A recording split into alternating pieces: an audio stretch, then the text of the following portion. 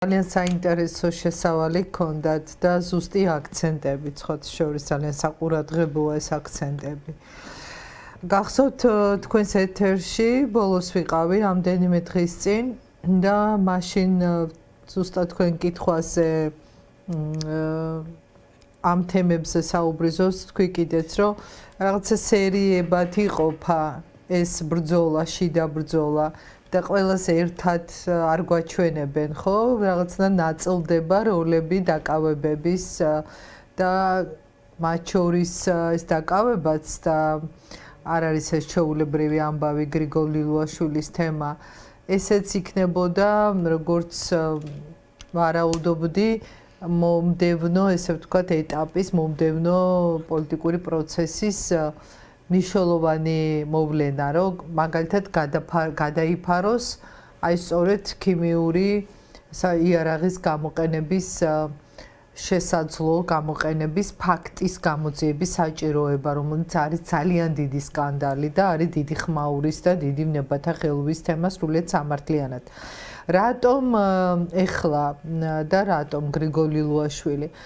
მე უბრალოდ რაღაც დაშვებები შემიძლია გავაკეთო და ვარაუდები, რომელიც ეყრდნობა ჩემს ანალიზს. მე ვიცნობ გრიგოლ ლილუაშვილს კარგად, იმიტომ რომ ჩვენ ერთ პერიოდში ვიყავით საქართველოს პარლამენტში კომიტეტის თავმჯდომარეები. 2016 წლის პარლამენტში რეგიონალური პოლიტიკის კომიტეტს ხელმძღვანელობდა, მე იურიდიული კომიტეტის თავმჯდომარე ვიყავი.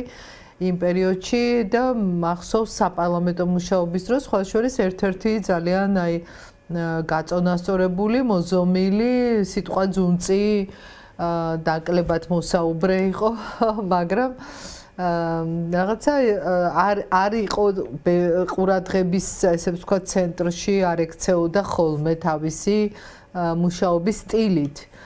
და შემდეგ უკვე ის გადაიყვანეს უსაფრთხოების სამსახურში და მე ძალიან ცოტა ხანი მქონდა ჩვენ სამსახურებრივი შეხება. მე უკვე გადავდე თანამდებობიდან და ასე გაიყო ჩვენი გზები. რა ეს იმიტომ გავიხსენე, რომ ვიცნობ, ესე ვთქვათ, უფრო მეტად მას, ვიდრე შეიძლება სხვებს და ეხლა ვინც არის ქართულ ოცნებაში, იმაც საერთოდ არ ვიცნობ, არც არ ყოფილა ჩვენთან რამოდენიმე ადამიანის გარდა.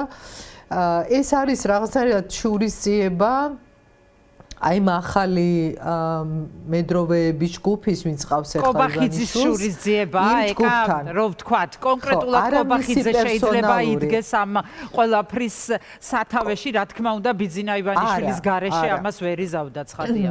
არა, სათავეში ვერ იქნება კობახიძე ვერასდროს. ზოგს აქვს მასზე გადამეტებული წარმოდგენა და შეიძლება ასეთ ილუზიებს ქმნის ახლა მისი სტატუსი, მაგრამ სტატუსებით არ შეიძლება მოექცე გავლენის ქვეშ. მე კობახიძეს კიდევ უფრო უკეთესად ვიცნობ პარლამენტში, ერთ პერიოდში მუშაობდით და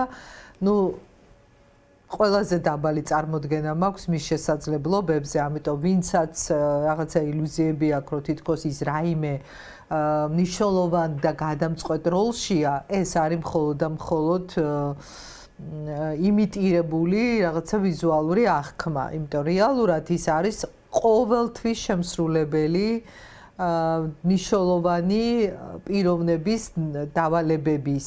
ამ შემთხვევაში ხა უკვე ივანიშვილის. ხო, რა შურისძიებაზე ლაპარაკობთ? აი ივანიშვილი რისთვის უნდა იძიებდეს შურს? რაზე იეჭვიანა? რა არის ის, რასაც ვერ პატიობს ამ კაცს ლილუაშვილს? მე ხა დეტალები არ ვიცი, მაგრამ რამდენიმე ფაქტია მნიშვნელოვანი.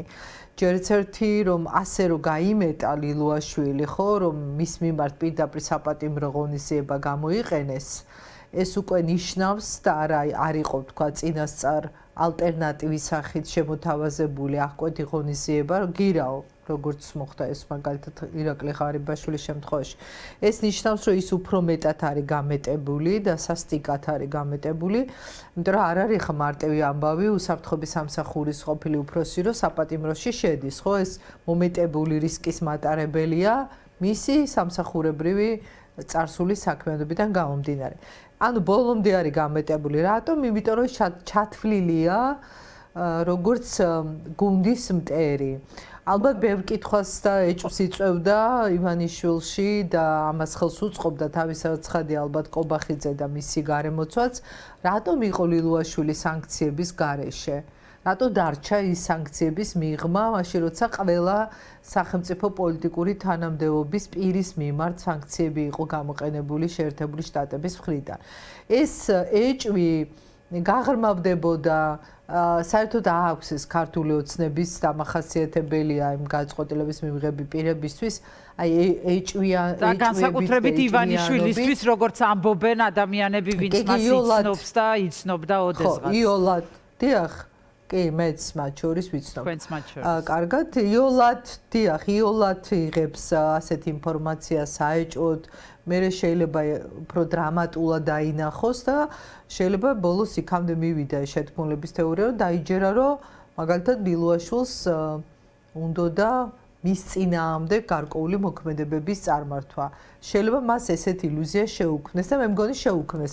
ესეთი ინფორმაცია მეც მაქვს, რომ რაღაცა ჯგუფი მათ შორის კობახიძის ჯგუფი ცდილობდა რომ დაერწმუნებინა ივანიშვილი რომ ლილუაშვილიც მათ შორის ღარიბაშვილთან ერთად არ ვიცი ხთუ ცალ-ცალკე მაგრამ როგორც ღარიბაშვილზე შეუქმნეს განცდა რომ არათუ მისი მხარდამჭერი არ არის და არ ეთანხმება არამედ მის წინააღმდეგ ფარულ ნაბიჯებს დგამს ეს დარწმუნებული ვარ იქნებოდა საკმარისი ფაქტორი იმისთვის რომ ის უკვე განეხილათ როგორც მტერი თქვენ ხო გახსოვთ რა ფორმით გაათავისუფლეს ის ერთ დღეს დანიშნეს რეგიონალური ინფრასტრუქტურის დიახ მინისტრად და სამინისტრო რო შექმნეს ხო კიდე ახალი სამინისტრო რო შექმნეს ხო ეს ნახეთ ეს ხო არ იყო ჩაულებრივი ამბავი რომ უსაფრთხოების სამსახურის უფროსი გადადგა და შემდეგ მას თავაზობს კობახიძე აჩვენა პირდაპირ წარადგინა სპეციალურად შექმნილი სამინისტროს მინისტრის პოზიციაზე და მეორე დღეს შეიცვალა ეს პოზიცია. აი ეს აჩვენებს თავისთავად არაჯანსაღ პროცესს და ლილუაშვილის ირგვლივ დატრიალებულ იმ ნეგატიურ ისტორიებს, რომელმაც საბოლოოდ მიიღო პროცესი. მე დავსვი ასევე შეკითხვა.